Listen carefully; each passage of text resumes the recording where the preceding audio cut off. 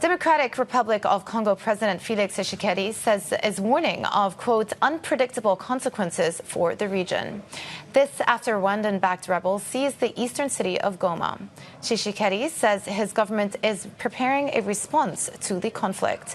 Meanwhile, Rwanda denies backing the rebels or having troops in Congo. M23 are not Rwandans, please. These are Congolese, and one time he accepts it, then another time he says no, part of it is yes, and then the other part is from Rwanda, and these are the.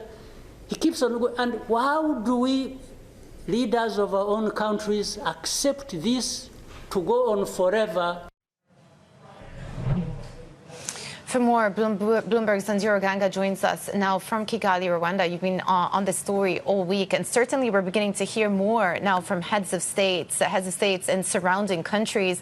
What stood out to you from the extraordinary heads of state summit that took place in the last 24 hours, Ondiro?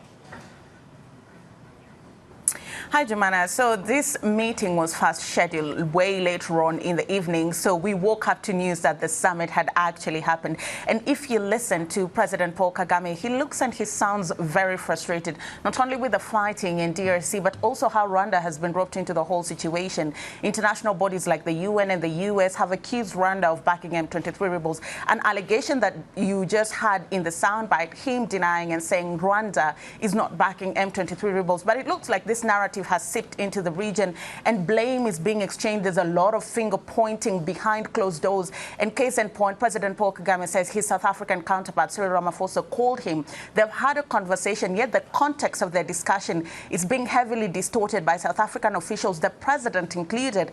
And he says, I quote, if South Africa wants to contribute to a peaceful solution, that is well and good, but South Africa is in no position to take the role of a peacemaker or mediator. And this is after South Africa has lost 13 soldiers in the fighting so far, and pressure is mounting back home. But the other elephant in the room was DRC's President Felix Tshisekedi was missing during this virtual meeting. Instead, he addressed his people through a televised address where he called for resilience and resistance.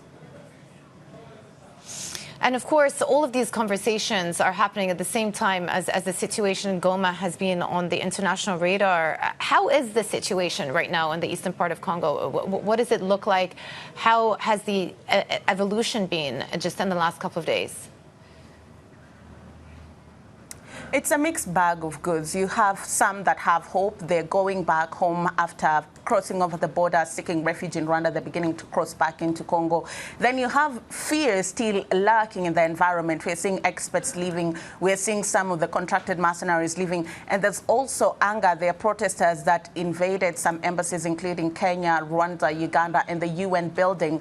And they burned a couple of tires outside of these premises. But also, despite the fact that there are calls for ceasefire, the Rwandan regional ambassador expects M23 to keep charging forward in the south of Kivu unless there's dialogue, and President Felix Tshisekedi has not shown any interest in dialogue with M23.